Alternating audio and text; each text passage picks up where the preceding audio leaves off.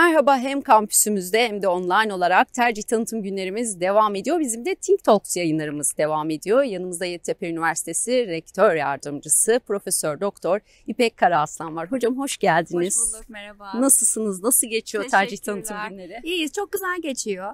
Gayet öğrencilerimizden, velilerimizden yoğun bir talep içerisindeyiz aslında. Pazartesi günü başladık biliyorsunuz. Bugün bir haftayı tamamlamış oluyoruz. Bu gelen velilerin memnuniyetinden biz de memnunuz. Bir sürü öğrencimiz geliyor. Çeşitli sorularını cevaplamaya çalışıyoruz kampüsümüzde. İlgiden hepimiz çok memnunuz aslında. Evet hocam, o zaman kampüs avantajıyla başlayabiliriz. Başlayalım isterseniz. Çünkü evet, tercih tanıtım günlerini de burada, bu güzel kampüste hepsini bir arada yapabilmek bile bir avantaj değil mi? Kesinlikle bir avantaj. Aslında kampüs olmak bir üniversite olmanın ilk şartını gerektiriyor. Çünkü üniversite dediğimiz şey bir ortamdır, bir kültürdür, yaratılmış bir iklimdir. Onu da en güzel sağlayan şey bir kampüs içerisinde olabilmektir. Biz belki de İstanbul'un en keyifli coğrafyasında, en keyifli ortamında eğitim vermeye çalışıyoruz. Öğrencilerimizle beraber bir anı yakalamaya çalışıyoruz. Ve bu yeşil kampüste herkesin birbirini tanıdığı, sohbet ettiği ortamların olduğu, insanların birbirleriyle iletişim içinde olabildiği bir yerin olması hepimiz için çok büyük avantaj. Ben akademisyen olarak çok rahatlıkla bir binadan çıkıp diğer binaya 10 dakikada bir sonraki dersime gidebiliyorum. Öğrencilerimiz de aynı şekilde bunun avantajını özellikle seçmeli dersler içinde kullanabiliyorlar. Çünkü çok farklı bölümlerimiz var. Hepsinden seçmeli dersleri arzu ettikleri şekilde alabiliyorlar. Ama düşünün ki bir kampüs olmadığınızda kampüsün imkanlarıyla da sizin seçmeli dersleriniz sınırlandırılmış olur ister istemez. Bir kampüsten bir kampüse gitmenizin bir zamanı vardır ama burada öyle bir şey yok. Birkaç dakikalık yürüme mesafesinde kampüsün çeşitli noktalarındaki derslerinizi arzu ettiğiniz şekilde gidip alma lüksünüz var aslında diyelim. Bu da öğrencileri birbiriyle daha İlişki içinde olmak, entegre bir şekilde olmak, birbirlerini motive etmek, birbirlerine farklı şeyler öğretmek noktasında kampüsü kampüs yapıyor. Uluslararası öğrencilerin olması, uluslararası akademisyenlerin olması, yurtların burada olması, bunların hepsi aslında bizi bir üniversite olmak adına farklı bir noktaya götürüyor. Bir kültür yaratmaya çalışıyoruz. Mezunlar bunu bizimle beraber yürütmeye destek veriyorlar. Az önce tanıtımda görevli bir öğrencimizle görüşüyordum. Rus Dil Edebiyatı'ndaymış öğrencimiz. Aynı zamanda da psikolojide çift tanımdal yapıyormuş. Chanel'de staj yapıyor. Ben dedim ki Chanel'e girmek zordur. Nasıl girdi? Bizden mezun yöneticimiz var. Hocam dedi, çok iyi geçti mülakatım. Beni aldı ve benimle beraber 2 kişi daha çalışıyormuş orada dedi. Yeditepe mezunu. Şimdi bunlar bizim için çok büyük gurur kaynakları. Çünkü neredeyse 50.000'e yakın mezunumuz var ve o mezunlarla biz çok büyük bir aile olmaya başladık. Ve onların gücünü arkamızda daha iyi hissetmeye başladık. Öğrencilerimiz onların gücünü daha iyi hissetmeye başladı. Bence 25. yılını bitirmiş bir üniversite olarak aslında biz üniversite olmaya başladık artık. Bunu çok rahatlıkla söyleyebilirim sizlere. Evet. Bir tarihi oluştu artık değil mi hocam? Evet, yani bir hafızamız oluştu, bir tarihimiz oluştu, bir kültürümüz oluştu. Herkesin aklında Yeditepe dendiğinde bir fikir oluşmaya başladı. Bu yaratmak çok kolay bir şey değil. Hani üniversitelere dünyada da baktığınızda binli yıllardan itibaren kurulmuş üniversiteler var. Onlar haliyle binalarıyla, ortamlarıyla, mezunlarıyla bunu yaratabilmişler ama biz genç bir üniversite sayılırız ama 25 yılda bunu ben rahatlıkla yaptığımızı söyleyebilirim ve bundan da çok büyük mutluluk duyuyorum aslında. Evet hocam, biz de gerçekten hem çalışanlar hem akademisyenler Think Talk sohbetlerimizde de çok sık dile getiriyoruz. Gerçekten tam da söylediğiniz gibi. Peki hocam, aslında cevaplarından biri de bu. Ama şimdi tabii tercih tanıtım günlerinde bence sorulabilecek en önemli sorulardan biri bu öğrenciler için. Çünkü çok zorlu bir sınav sürecinden çıkıyorlar. Kesinlikle. Ve şu an tercih yapmak, kendine yatkın olduğun şeyi bilmek, ne istediğini bilmek gerçekten bir anda çok da kolay bir şey değil. Bir öğrenci üniversiteden ne beklemeli ve bir üniversitede öğrenciye eğitim dışında neler sunmalı hocam? Bir kere sosyal imkanlar önemli. Çünkü insan sosyal bir varlık. Bu pandemide de hepimiz yaşadık, öyle değil mi? Birbirimizle konuşma ihtiyacı hissettik. Birbirimizin gözlerine bakma ihtiyacı hissettik. Böyle kare kare kutu kutu ekranlar içinde birbirimizle konuşmaya çalıştık ama hiç olmadı. O sıcaklığı hissedemedik. Birbirimizin bir bakışından üzülüp sevincini yaşayamadık. Ama üniversite ortamı öyle bir şey değildir. Yani Yeri geldiğinde çimenlerde arkadaşınızla yatıp güneşlenmek, onun keyfini çıkarmak, bir festivalde beraber eğlenmek, arkadaşlarınızla beraber bir sosyal etkinliğin içerisinde o etkinliği hazırlayan grubun içinde olmanın verdiği hazzı yaşamak, bir yemekte yürürken birilerinin tanışıp yeni birileriyle beraber bir arkadaşlık ilişkisi içine girmek, Erasmus'la beraber yurt dışına gitmek, oradan gelmiş insanlarla beraber bir anı yakalamak, birlikte burada vakit geçiriyor olmak, bunların aslında hepsi üniversiteyi oluşturuyor ve bence aday arkadaşlar seçerken öncelikle meslek seçerken bir kere kendilerini biraz özgür hissetmelerinden yanayım ben. Gönüllerinden ne geçiyorsa, hani puanları çok yüksek olabilir, çok da kötü olabilir, hiç fark etmez ama kendilerini hayatları boyunca mutlu edecek işi seçmek üzereler. Son derece önemli bir karar vermek noktasındalar. Öğrencilerle geldiğimizde bu tanıtım sürecinde ben görüşmeye çalışıyorum.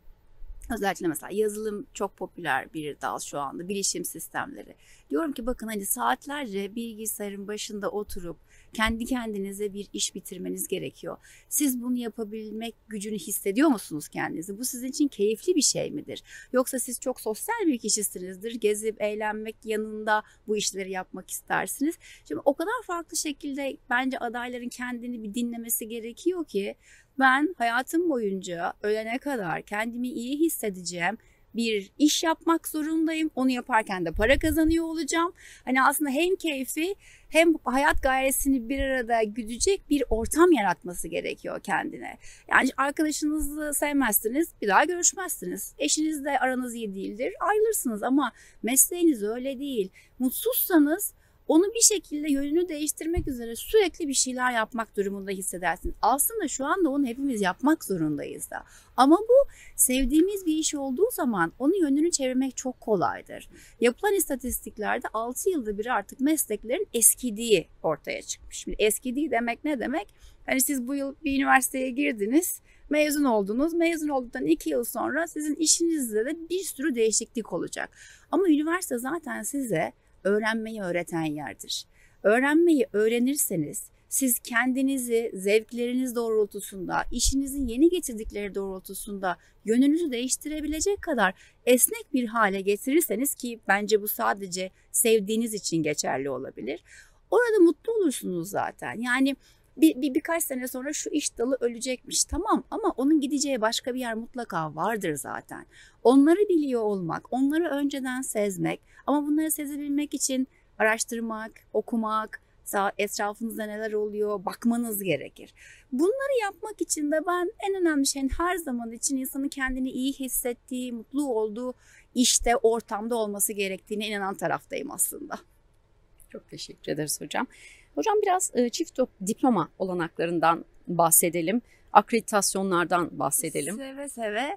Çift diploma programları aslında bizim üniversitemizde son 4 yıldır uygulamaya başladığımız bir imkan, öğrencilerimize de sunmaya çalıştığımız. Kısaca anlatayım isterseniz orasını. Uluslararası ortak lisans programları olarak adı geçiyor bunların. Hatta kılavuzlarda da parantez içerisinde UOLP diye yazar. Çünkü onların başka bir kodu var, tercih kodu sırasında da. Orada öğrencilerimize biz diyoruz ki 2 yıl bizim üniversitemizde eğitim göreceksiniz. Diğer 2 yılı da ilişkimizde olan ve anlaşma imzaladığımız üniversitede eğitim göreceksiniz ama her iki üniversitenin de diplomasını alacaksınız. Şimdi bu düşündüğünüz zaman çok büyük bir avantaj. Hangi bölümlerimizde var bu? Fizikte var. College'la Amerika'da yapmış olduğumuz bir anlaşma. İşletme bölümümüzün North Carolina Wilmington'la böyle bir anlaşması var ki ilk mezunumuzu bu yıl verdik biz. Çok büyük bir gururla bunu söyleyebilirim. Yine Uluslararası İşletme Yönetimi Almanca programımızın Kiel Üniversitesi ile yaptığı bir anlaşma var. Ekonomi bölümümüzün Kanada'daki Huron Üniversitesi ile yaptığı bir anlaşma var. Ve bu yılda şu anda kataloglara geçmesi için de çalıştığımız 2 tane yeni anlaşmamız var. Uluslararası Finans bölümümüzün King's College Western University ile Kanada ile yapmış olduğu bir anlaşma var. Bir diğeri de Western Ontario Üniversitesi ile yapmış olduğu diğer anlaşma. Burada da kataloglarda öğrencilerimiz aslında bu bölümleri tercih edebilirler. Yani aslında Amerika, Almanya ve Kanada'daki farklı üniversitelerle yapılmış anlaşmalar çerçevesinde 2 diplomaları olan bir sisteme giriyor öğrencilerimiz. Şimdi burada ne gibi bir avantaj var? Aslında bu bizim için uluslararasılaşmanın da bir hedefiydi.